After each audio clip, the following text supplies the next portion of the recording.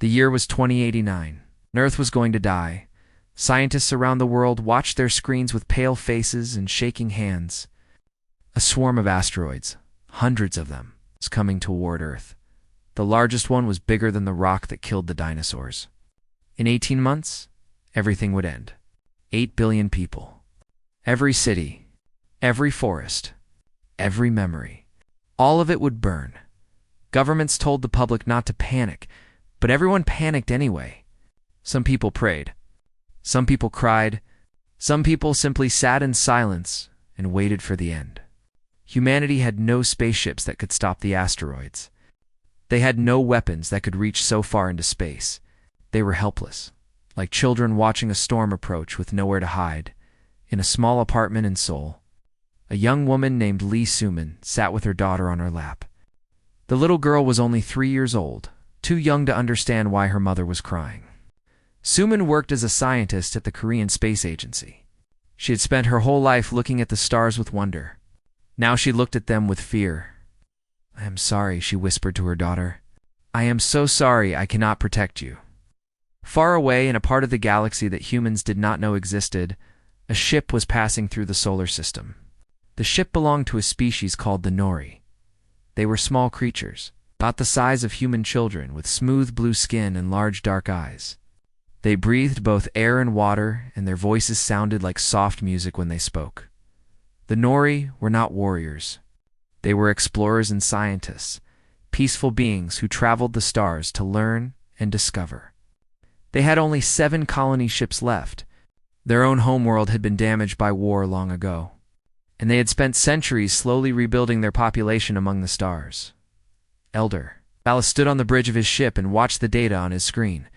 His old eyes grew wide as he understood what he was seeing. "There is a planet," he said quietly. "The third one from this star? It has life. Intelligent life." His officers gathered around him. They saw the readings too. Radio signals. Lights on the dark side of the planet. Cities. Civilization. And they saw the asteroids heading straight toward it. "They have no way to stop it," one officer said. "Their technology is too primitive. They cannot even leave their own planet." "They will all die," another added. "Every single one of them." Valis was silent for a long moment. He looked at the blue and green planet on his screen. He thought about the billions of lives down there. Mothers holding their children. Scientists trying to find answers. Ordinary people hoping for a miracle that would never come. "We can stop it," Valis said. His officers looked at him with shock. "Elder, we cannot," the first officer said carefully. "To deflect that swarm, we would need to sacrifice at least 3 colony ships. We only have 7. Our people need those ships. The Council will never approve." "The Council does not need to approve," Valis replied. "I am making this decision. Those people down there have done nothing wrong. They simply exist, and they want to live.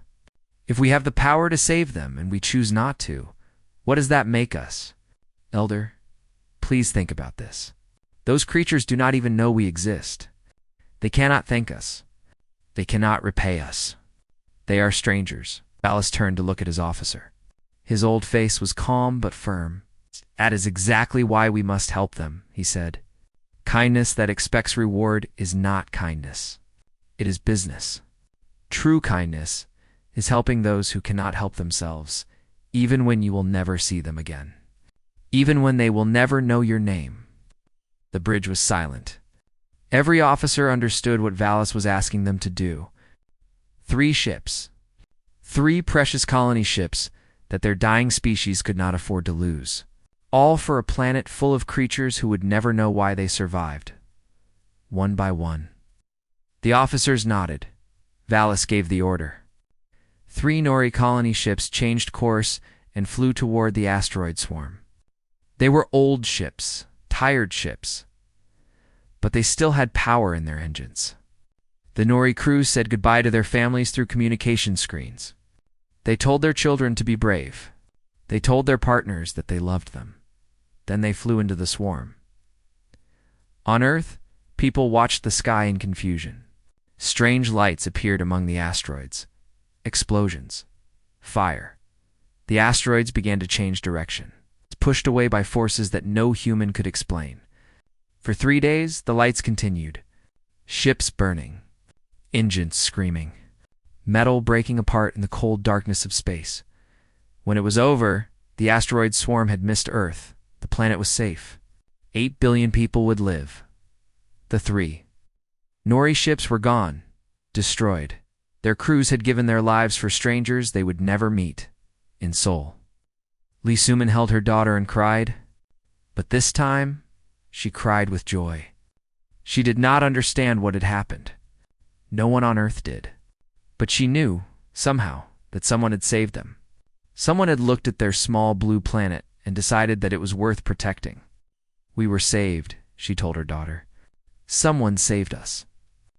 I do not know who, but someday we will find out, and we will thank them. The Nori ships left behind debris that fell to Earth like gentle rain. Scientists collected the pieces and studied them. They found technology they could not understand, metals that did not exist on Earth, writing in a language no human had ever seen, the Galactic. Council heard about what Valis had done. They were not pleased. You wasted 3 ships on primitives, Counselor, Tema said coldly. Those creatures are worthless. They will probably destroy themselves within a century. You sacrificed your people's future for nothing. Valis stood before the council with his head held high. I saved 8 billion lives. That is not nothing. The Valkyrie are watching you now, Tema warned.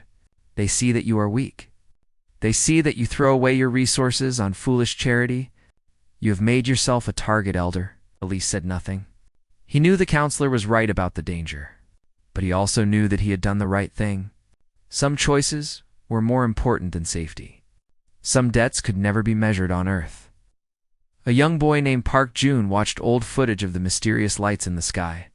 His father sat beside him and pointed at the screen. Someone saved us, his father said. We do not know who they are. We do not know why they helped us. But we owe them everything. Do you understand, Jun? Everything we have, everything we are, exists because strangers chose to help us. Never forget that. Never forget what we owe. Jun looked at the screen with serious eyes. He was only 8 years old, but he understood. Someone had given everything to save his world. Someday, somehow, he would find a way to repay that debt. He made a promise to himself that night. He would remember. He would always remember, and humans, as the galaxy would soon learn, never forgot their debts. 50 years had passed since the day the sky burned with strange light. 50 years since strangers saved Earth from death. In that time, humanity had changed. Lee Suman, the young scientist who had held her daughter during those dark days, was now an old woman. She had spent her entire life studying the debris left behind by the alien ships. She had decoded their writing.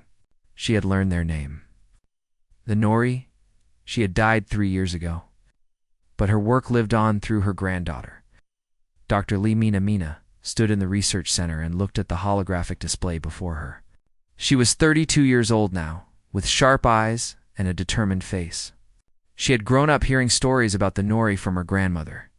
She had promised to find them someday and say thank you. We finally made contact with them last year, she said softly to herself. And now they are going to die. The news had come that morning. The Valkyrie Empire, a brutal reptilian species that ruled through fear and violence, declared war on the Nori. Their fleet was massive. Over 400 warships, each one designed for destruction. The Nori had nothing that could stop them.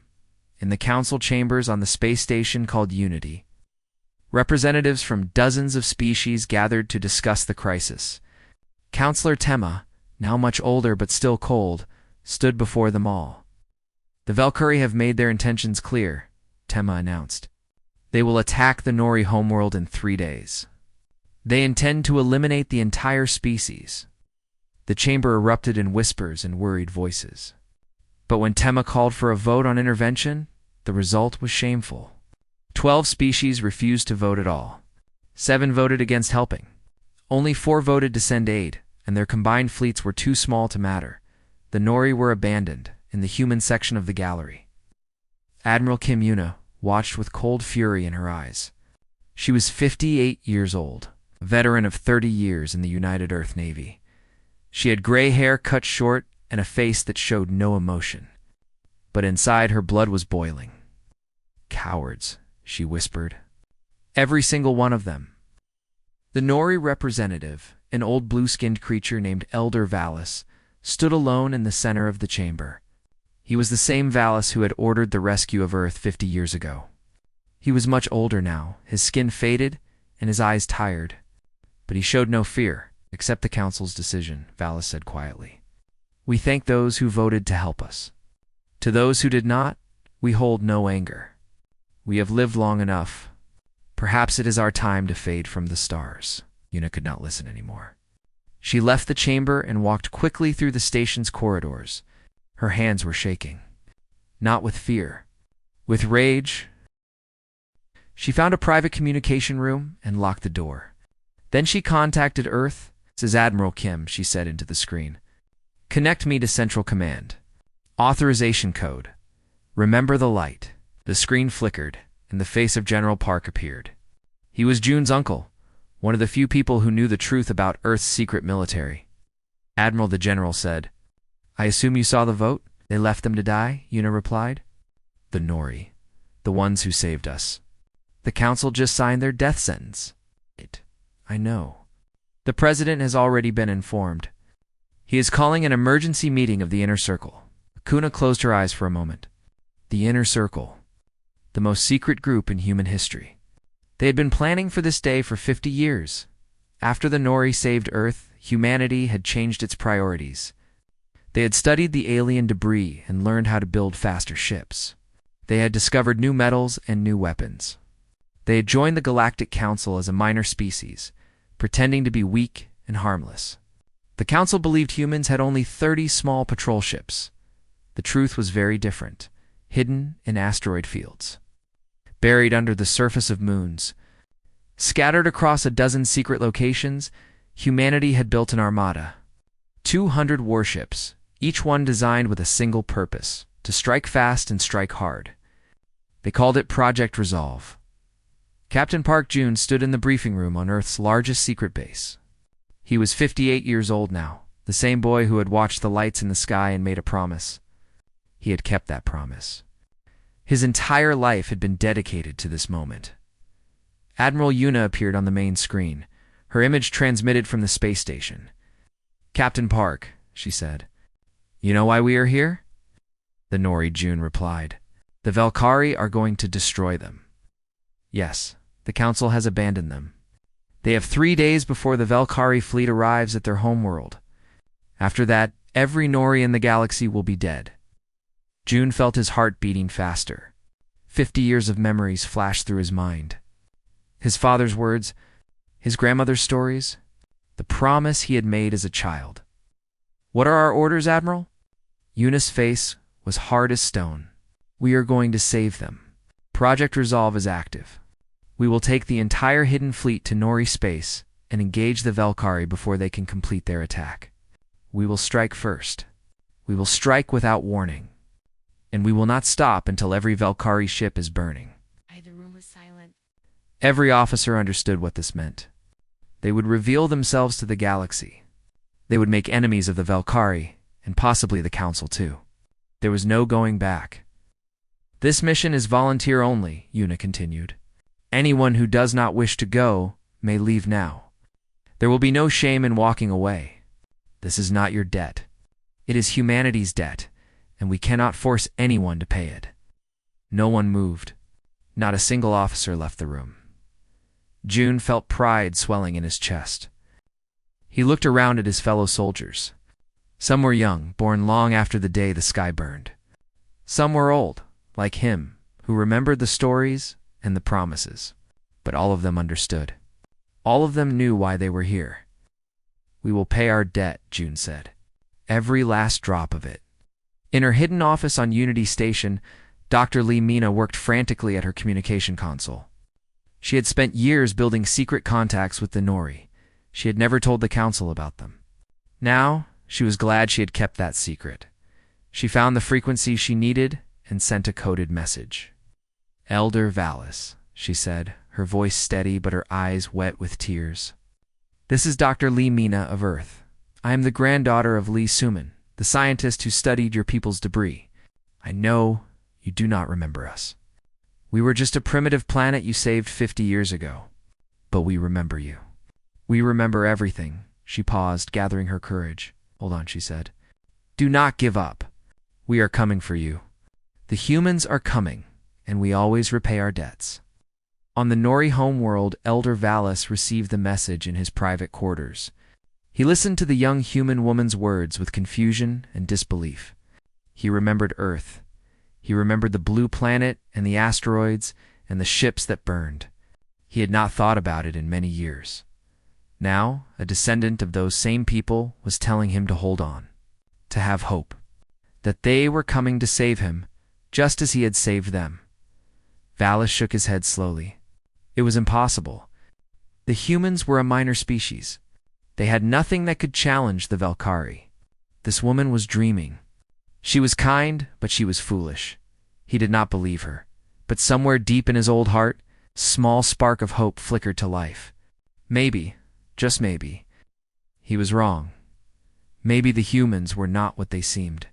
The human fleet moved through the darkness of space like ghosts. 200 warships, silent and deadly, traveling through warp corridors that the Galactic Council did not know existed. They had 48 hours to reach Nori space. 48 hours to prepare for the battle that would change everything, Captain? Park Jun stood on the bridge of the flagship Resolve. It was the largest ship in the fleet, built for war in every detail. Its hull was black, designed to absorb sensor scans. Its weapons were hidden beneath armored plates that could open in less than 2 seconds. Everything about it was designed for one purpose: to hit hard and hit fast. "Status report," Jun said calmly. Lieutenant Choi Tae looked up from his tactical console. He was young, only 29, but he was the best weapons officer in the fleet. His fingers moved across his screens with the speed of a musician playing an instrument. "All ships report ready, Captain. Weapons charged. Shields tested. Every crew member is at their station." Ju nodded. He looked around the bridge at his officers. They were focused, determined, and completely unafraid. He felt proud to serve with them. "Have the new recruits received their briefing?" he asked.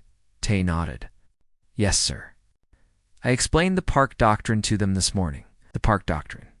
It was named after Jun's grandfather, a military historian who had studied every war in human history. He had discovered a simple truth. The side that strikes first usually wins. Not because they are stronger, not because they are braver, but because they control the battlefield. They choose where to fight. They choose when to fight. And most importantly, they steal the enemy's chance to prepare. Some species in the galaxy considered this approach cowardly. They believed in fair fights and honorable combat. They announced their attacks days in advance and allowed their enemies to form battle lines. They thought war should follow rules. Humans did not think that way. "The Valkyrie have never faced an enemy like us," Tae said. "I studied their military history. They always give warnings before they attack. They send messages. They make demands. They expect their enemies to do the same.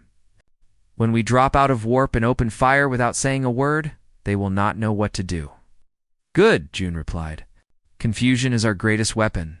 We are outnumbered 2-1. We cannot win a fair fight, so we will not fight fair." In the cargo bay of the Resolve, Sergeant Han Wu stood before his Marines. They were the best soldiers humanity had ever trained. Each one had spent years learning how to fight in the corridors of enemy ships. They knew how to move in zero gravity. They knew how to breach armored doors. They knew how to kill quickly and quietly. Wu was 40 years old, scars on his hands, and a calm voice that never rose above a normal speaking level. His soldiers respected him because he never asked them to do anything he would not do himself. "Our mission is simple," he told them. "While our ships destroy the Valkyrie fleet, we will board their command vessel. We will capture their warlord. We will take control of their communication systems. And we will broadcast this entire battle to every planet in the galaxy."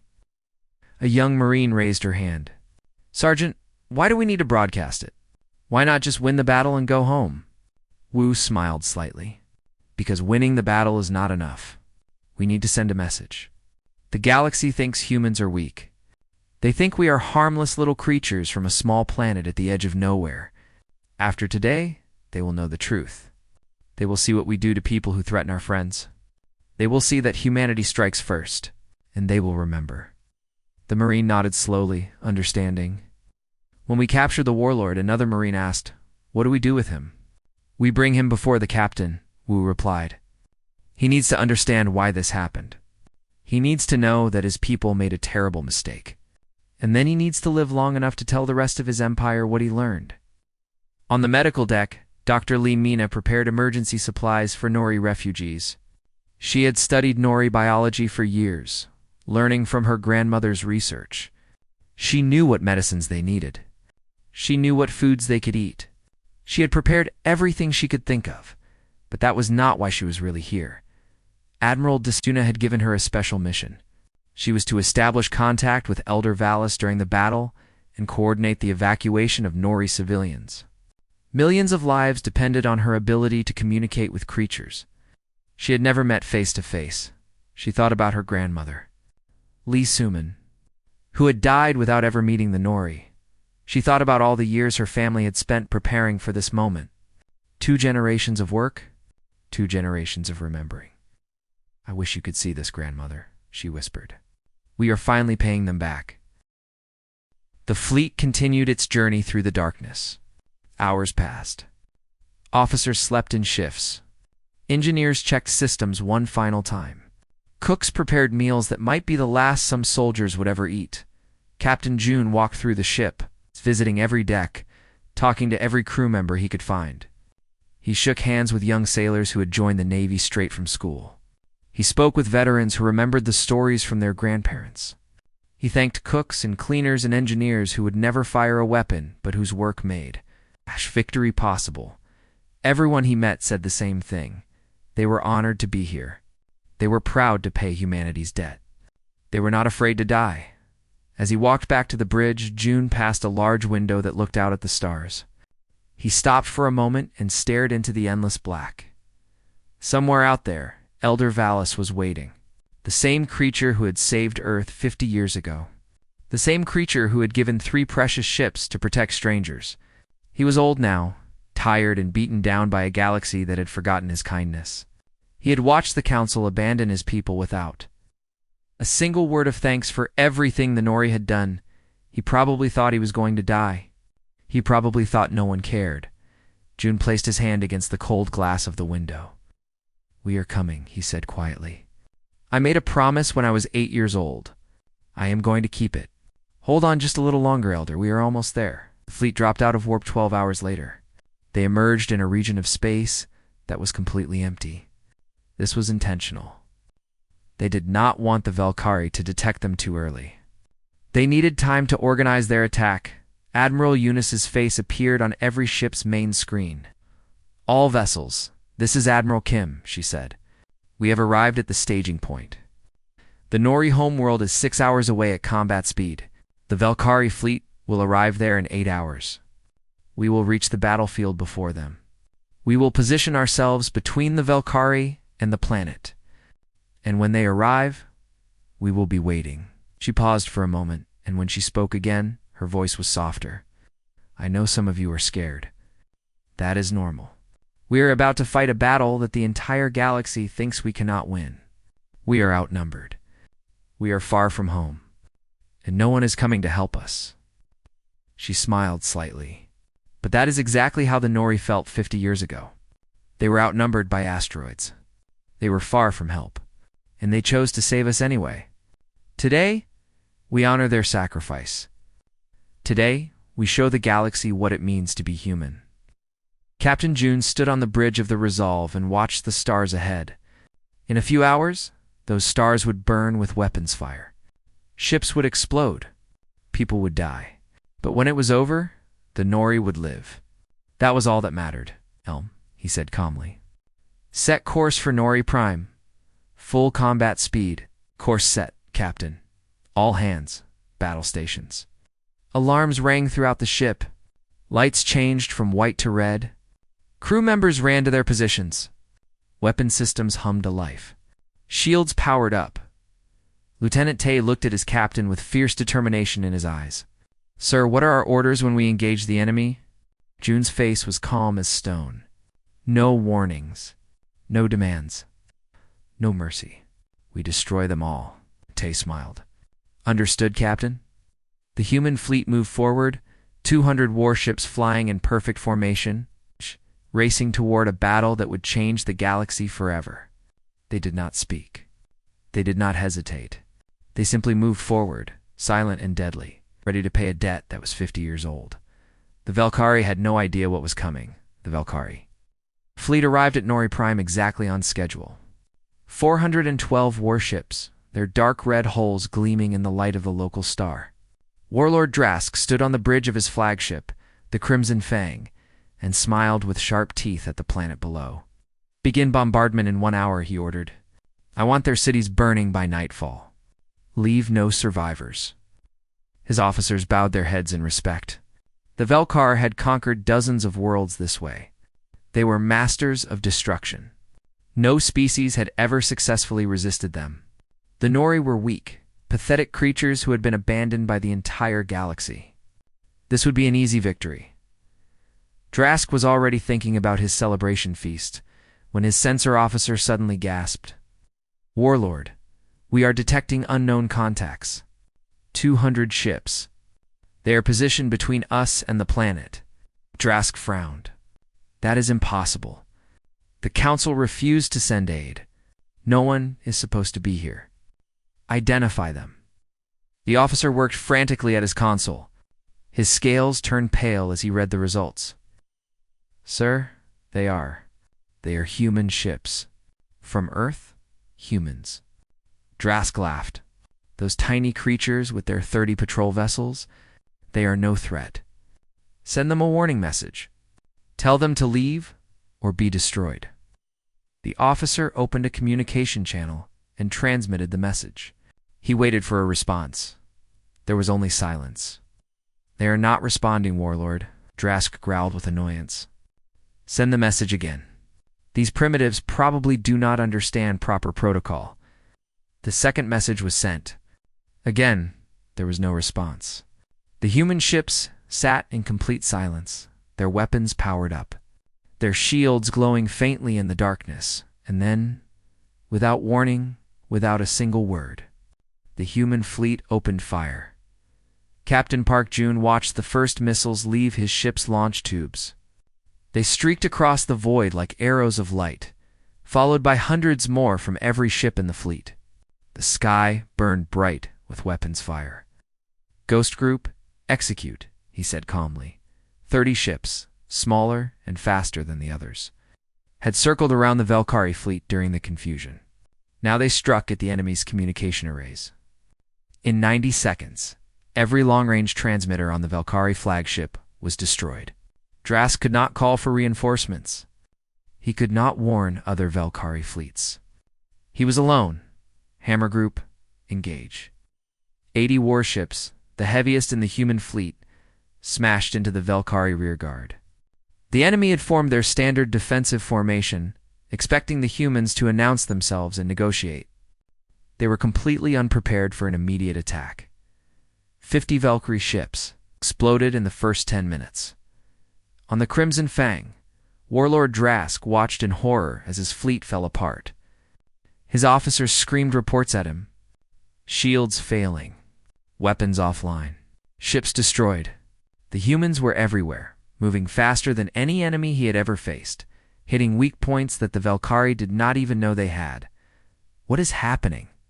Drask roared. "Who are these creatures? Why are they attacking us? We have no conflict with Earth." His tactical officer looked up with fear in his eyes. "Warlord, they are not attacking randomly. They are targeting our command ships first, our communication vessels, our troop transports. They know exactly where to hit us. This was planned. They have been studying us." Drask felt cold fear creeping into his heart. This was not how war was supposed to work. Enemies announced themselves. Enemies made demands. Enemies gave you time to prepare. These humans were different.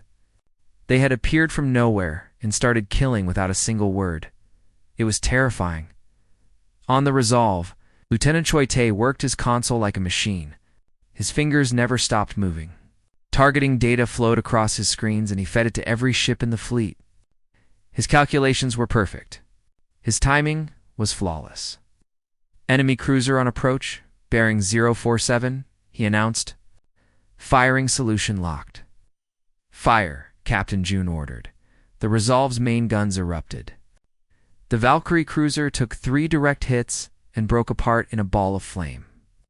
14 kills, sir, Tae reported without emotion. And counting. The battle raged for 3 hours. The Valkyrie tried everything. They tried to form new battle lines. The humans broke them. They tried to retreat. The humans chased them. They tried to surrender. The humans kept firing, no mercy. No prisoners.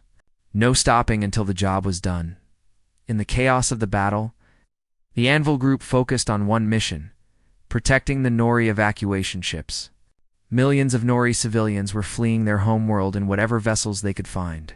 Colony ships, transport freighters, emergency pods, anything that could fly.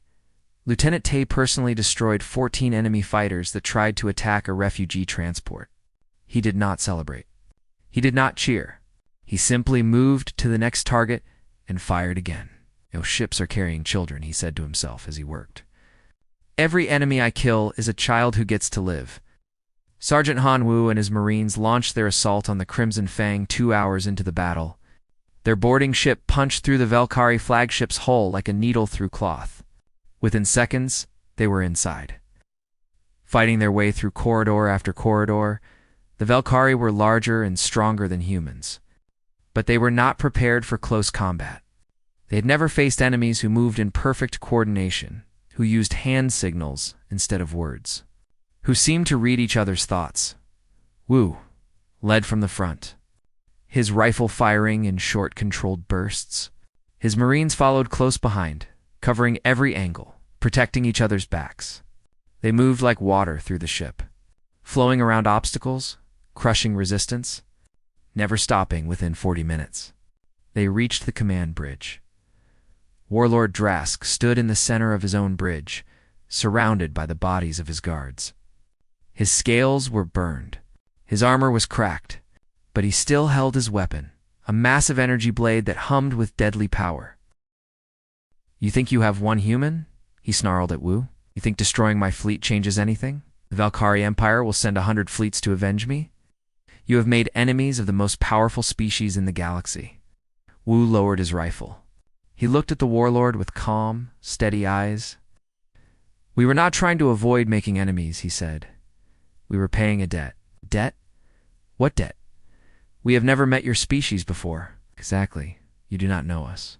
You do not know our history. 50 years ago, the Nori saved our planet. They sacrificed 3 of their ships to protect 8 billion strangers. They asked for nothing in return. They did not even stay to be thanked. They just did it because it was right." Drosk's face showed confusion. He had never heard this story. "Today is the day we pay them back," Wu continued. "Your empire made the mistake of attacking our friends. Now you understand what that mistake costs." On the planet below, Elder Valis watched the battle through a screen in his shelter. Tears ran down his old blue face as he saw the human ships fighting and dying to protect his people. He saw Nori evacuation vessels escaping through gaps that human warships created in the enemy formation. He saw Valkyrie ships burning, one after another, destroyed by creatures that the galaxy had dismissed as primitives. Dr. Lee Mina's voice came through his communicator. "Kelder Valis, can you hear me? This is Dr. Lee from Earth. We are securing an evacuation corridor. You need to move to Transport 7. We are coming to get you." Valis could barely speak. "Why?" he whispered. "Why are you doing this? We are nothing to you. We saved your planet 50 years ago, but we never expected anything in return." "That is exactly why we are here," Mina replied. "You helped us when we could not help ourselves. You gave everything to save strangers. Now, it is our turn.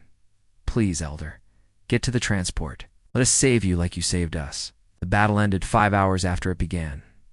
389 Valkyrie warships were destroyed. 23 had surrendered. The rest had fled into deep space. The human fleet had lost 41 ships. Over 12,000 sailors had died, but the Nori homeworld still stood. Millions of Nori civilians were safely evacuated. Elder Valis was alive. Captain June's ship had taken critical damage during the final phase of the battle.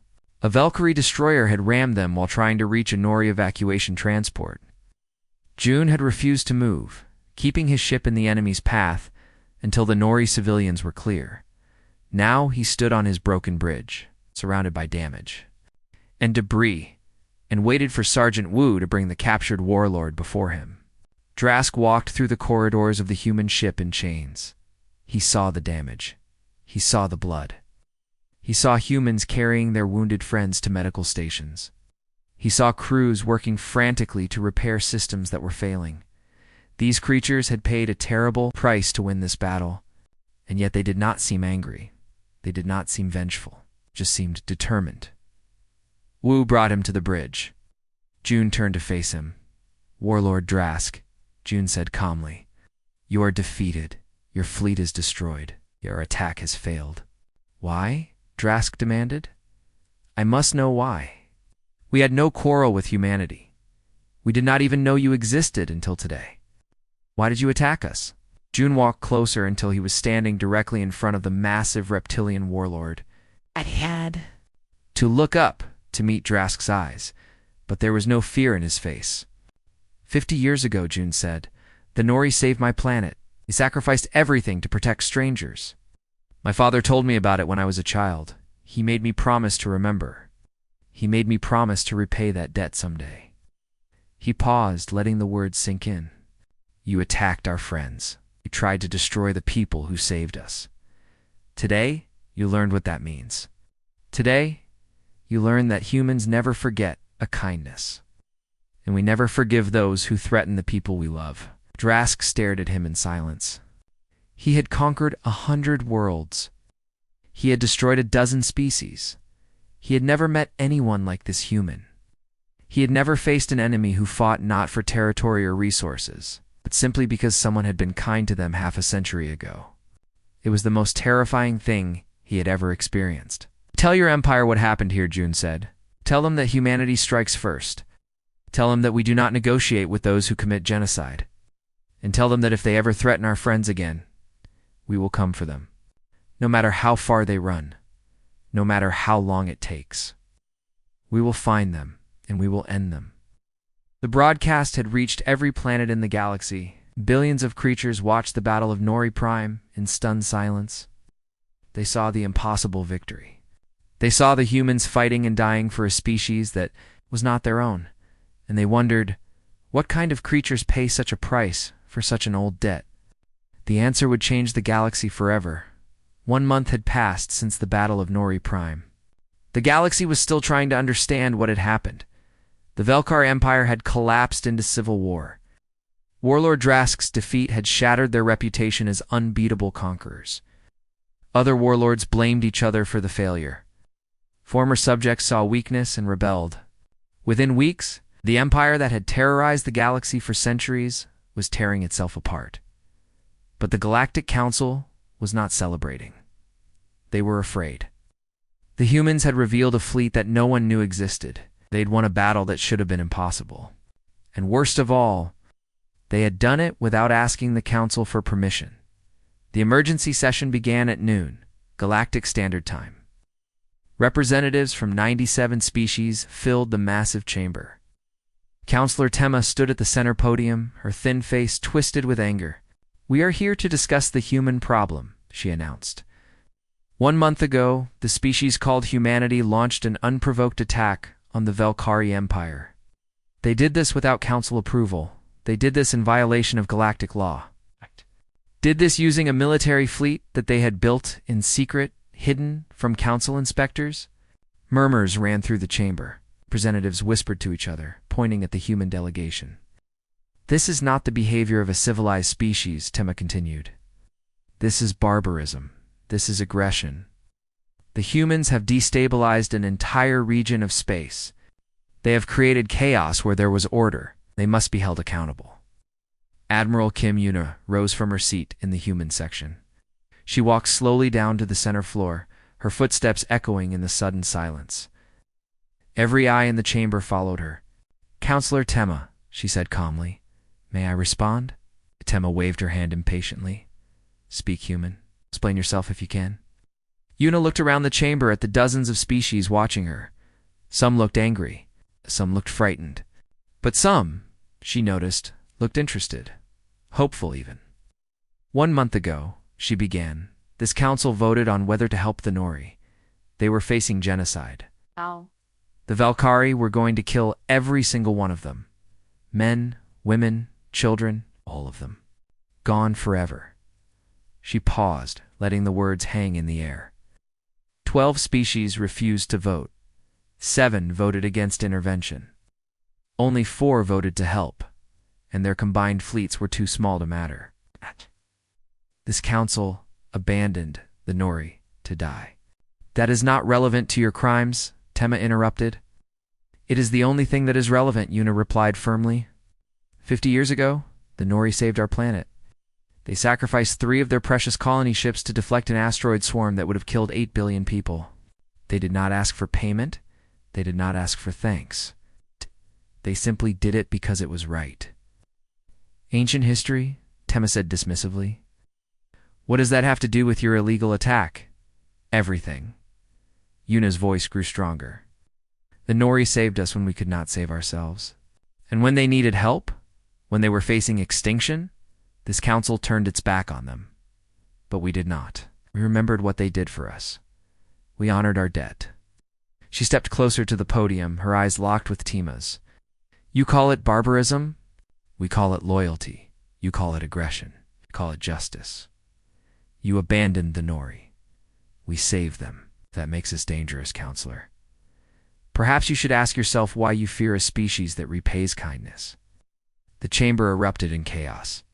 Representatives shouted at each other. Some demanded that Earth be punished. Others defended the humans. The noise grew so loud that the speakers had to activate sound naps. In the back of the chamber, something strange was happening. One by one, representatives from smaller species were quietly leaving their seats. They were walking toward the human delegation. 12 species in total, each one approaching the humans with careful, respectful steps.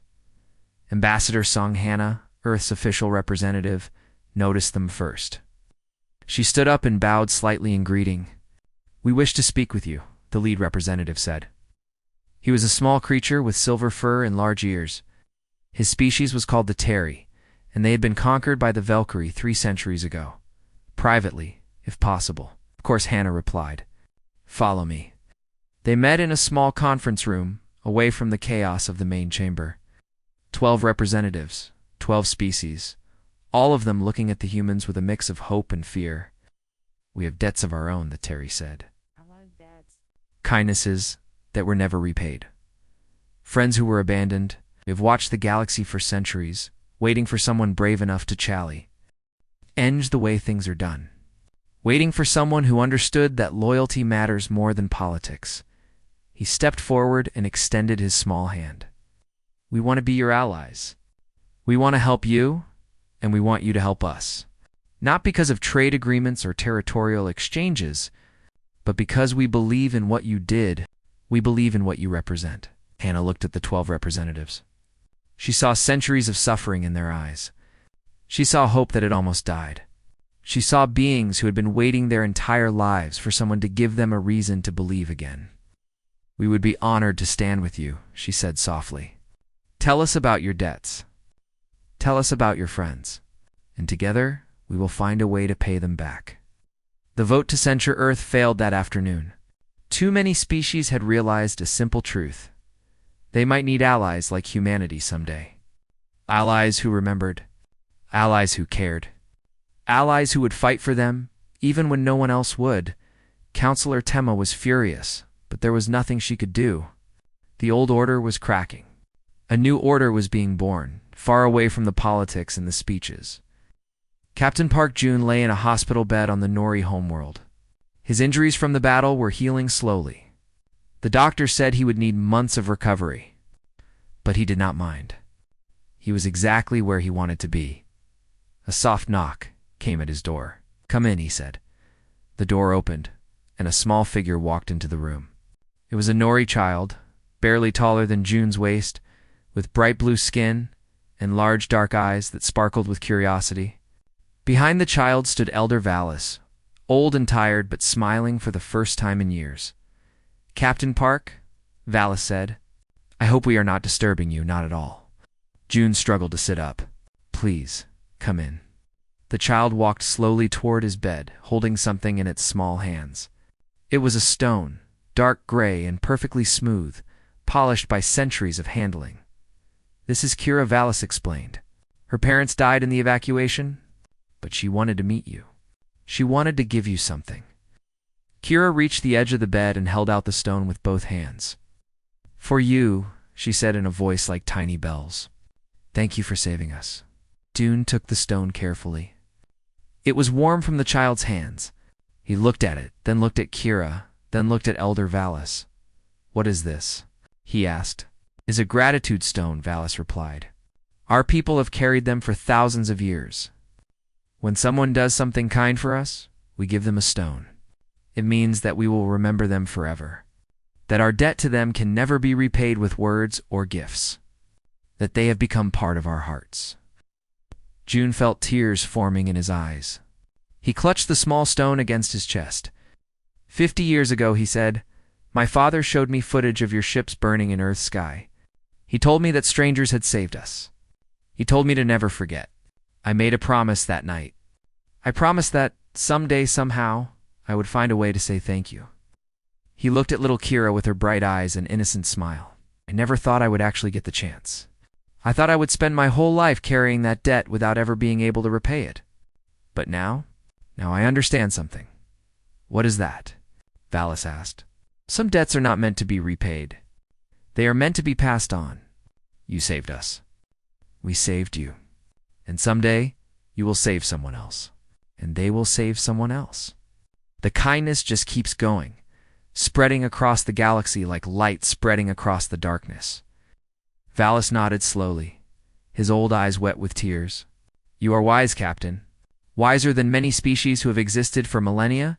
"No," June replied. "I am just human. And humans never forget the people who help them." That night, June sat by the window of his hospital room and looked out at the stars. Somewhere out there, the galaxy was watching.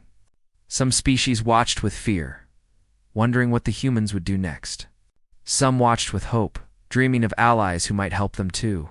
And somewhere, far across the endless void, there were other species who had been kind to strangers. Other species who had helped without expecting reward. Other species who had given everything to protect beings they would never meet again. June did not know their names. He did not know their stories.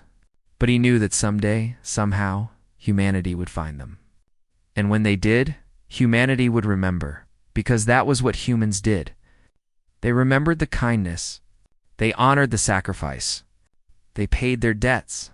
And they never, ever forgot. Dr. Lee Mina stood beside Elder Valis on a balcony overlooking the Nori capital city. The buildings were damaged. The streets were scarred. But the lights were on. People were moving. Life was continuing. "My grandmother spent her entire life trying to meet you," Mina said softly. "She decoded your language.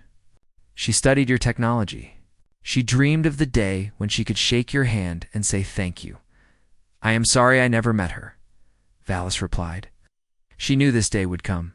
She told me before she died. She said that humanity would find a way. She said that we would pay our debt no matter how long it took." Valis looked at the young human woman with deep respect in his ancient eyes. "Your grandmother was right. And now, because of her faith, because of your people's loyalty, my species will survive. Our children will grow up. Our culture will continue. All because strangers remembered a kindness from 50 years ago." Mina smiled through her tears. "That is who we are, Elder. That is what it means to be human." Below them, the city continued to heal. Nori and human crews worked side by side, repairing damage, clearing debris, rebuilding what was broken. Two species, bound together by a single act of kindness half a century old. The galaxy had learned something new about humanity that day. They were not just warriors. They were not just survivors. They were creatures who remembered, creatures who cared, creatures who would cross the entire galaxy to repay a debt that most species would have. Forgotten some in the galaxy feared them for it. Others admired them. But everyone understood one simple truth. If you were kind to humanity, they would never forget you.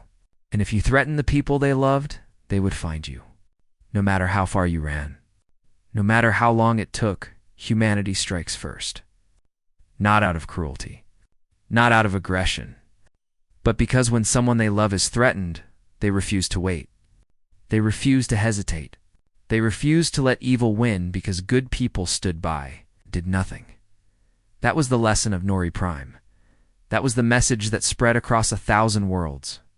That was the truth that would reshape the galaxy for generations to come.